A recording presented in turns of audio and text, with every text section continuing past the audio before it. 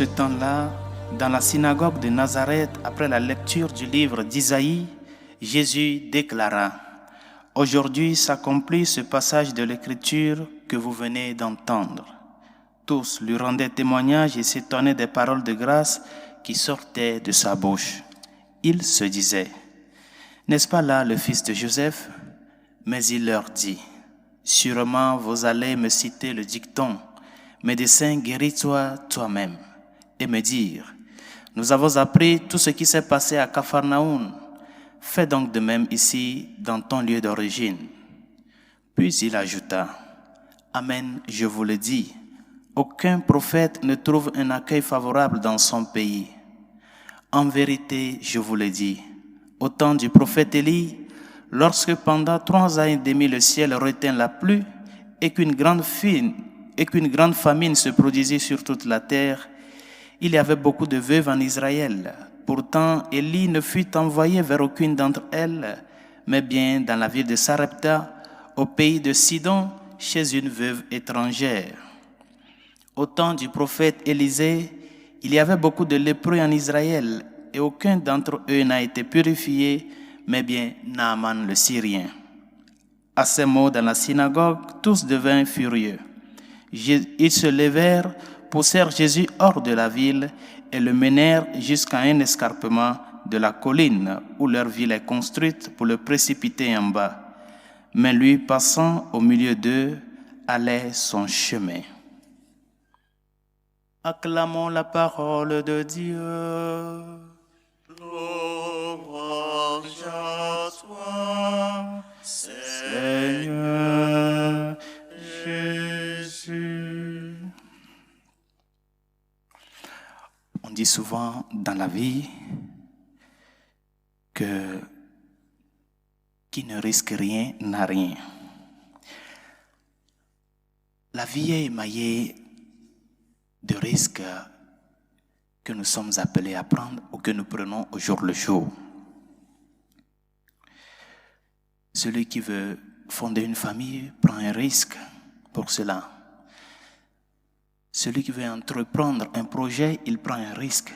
C'est-à-dire que tu ne maîtrises pas la totalité ou bien toutes les périphéries et toutes les réalités qui sous-jacentes ce projet de vie. Mais il y a les moyens de bord. Le peu de moyens de bord que tu as, c'est avec ça que tu prends le risque. Et celui qui prend un risque, pour pouvoir parvenir à la réussite par rapport au risque pris, il faut qu'il y ait de l'amour pour ce qu'on fait. Cet amour qui constitue la motivation première, qui constitue le fondant de ce projet, de ce cheminement de vie. Comme nous le dit Saint Paul dans la seconde lecture. Tant qu'il n'y a pas l'amour, tant qu'il n'y a pas cette perspective d'embrasser la vie avec ses joies et ses peines et être disposé, malgré que je prends le risque, il peut y avoir des échecs, être disposé à accepter ces échecs et avancer malgré tout. S'il n'y a pas cet amour, on ne peut pas parvenir à la réussite ou bien aux fruits escomptés. L'entrepreneur qui commence son projet, beaucoup d'entre vous peuvent le témoigner, il a quelque chose sur lequel il part, non? Du point de vue financier comme du point de vue humain, non? C'est la main-d'œuvre et puis le personnel nécessaire. Il a quelque chose. Mais il ne maîtrise pas tout. Mais c'est l'amour qu'il a pour ce qu'il veut faire, pour ce qu'il veut entreprendre, qui fait que malgré les fruits qui découlent de ce risque pris, il accepte, il apprend de ces risques-là et il avance. Au même moment, tous ces moyens de départ qu'il a pris, il essaie d'apprendre de tout cela, de pouvoir les gonfler, pour pouvoir parvenir à quelque chose de concret, quelque chose d'espérant, quelque chose qui lui permet de pouvoir dire « Ah, du moins on a fait quelque chose ». C'est seulement celui qui ne sait pas que la vie est un risque à prendre, qui reste les bras croisés. Et tous ces risques que nous prenons au jour le jour, des fois, c'est par rapport à nos propres prétentions, nos propres projets, ce que nous-mêmes nous établissons, ou bien par rapport à un conseil qu'un ami ou une connaissance ou quelqu'un d'autre t'a donné, ou l'expérience que tu as vécue avec quelqu'un, à travers de cela, tu veux prendre un risque, tu veux faire quelque chose. Si c'en est ainsi par rapport à nos propres desseins et à nos projets, comment ne pas prendre le risque pour l'évangile? Pourquoi ne pas prendre le risque pour que le Seigneur soit connu de plus et aimé? Pourquoi ne pas prendre le risque pour son propre salut? Et c'est ce que la première lecture de l'évangile de ce jour nous montre. La vocation de Jérémie.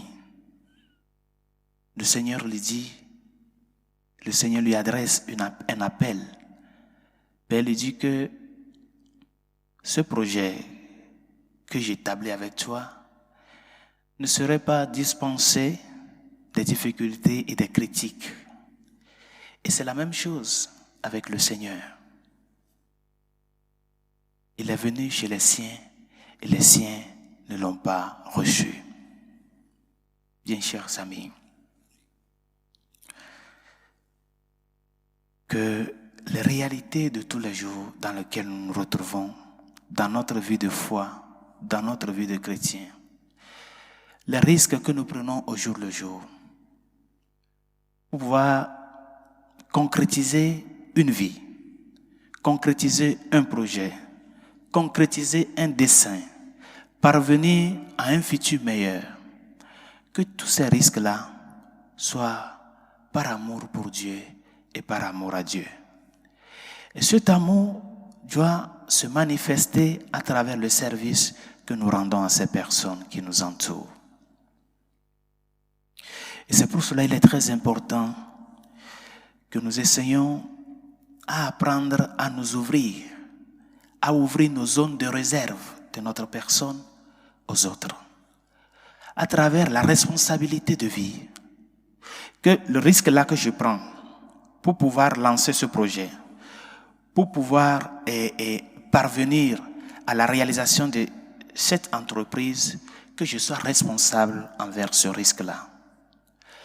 Que quand les chiffres ne sont pas positifs, cela ne voudrait pas dire qu'il faut baisser les bras, mais avancer, demander conseil, s'ouvrir aux autres, partager ses inquiétudes, ses joies avec ces personnes qui collaborent avec toi.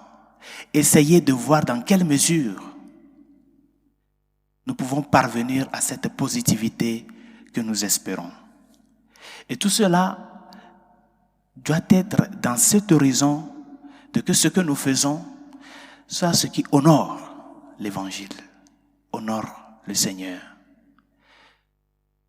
Que ces activités, qu'elles soient petites ou pas, les petites et moyennes entreprises et les grandes que nous avons, que tout ce que nous faisons rentre dans cette logique d'honorer l'amour et la fidélité de Dieu dans notre vie. Le Seigneur a eu à tenir pour pouvoir parvenir à bout de sa mission. Il pouvait, en ce moment-là où ses concitoyens le critiquaient, il pouvait délaisser sa mission. Mais il a continué. En apprenant de ce que les gens disent, il a continué son chemin. Parce que c'est la finalité. Et cette finalité doit partir des moyens sûrs et légaux. Des moyens qui respectent la vie et la personne humaine. Et de là, la seconde chose que nous devons apprendre aussi, c'est d'arriver à concrétiser la réciprocité dans l'action. Fais aux autres ce que tu veux qu'ils fassent pour toi. Cette règle d'or, telle que tu veux que les autres t'aiment, toi aussi parviens à les aimer de cette façon. Essayons de pouvoir concrétiser nos projets, à travers cette expérience première que toi et moi nous avons reçue du Sauveur. Que nous arrivions à être ces personnes qui sachent et qui concrétisent vraiment que ce qu'ils vont faire n'est pas coûte que coûte une entreprise qui va parvenir à 100%. Mais avec le Seigneur, nous parviendrons à acquérir ou bien à obtenir des fruits. À raison de 30, à raison de 60, à raison de 100, par rapport aux talents et aux dons que nous avons. Et par conséquent, il faut qu'il y ait cette réciprocité dans l'action. Que ce que nous recevons des autres, nous puissions aussi les donner. Et la troisième chose que nous devons apprendre aussi, c'est d'essayer de valoriser le bon côté de ces personnes qui vivent autour de nous. Apprendre à voir la bouteille à moitié pleine qu'à moitié vide. Parce que de là, nous apprenons de ces personnes-là, de leur chute, de leur réussite. Nous apprenons de ces personnes. Nous acquérons beaucoup de choses. Nous parvenons à des réalisations dans notre vie que peut-être nous-mêmes, nous n'espérons pas.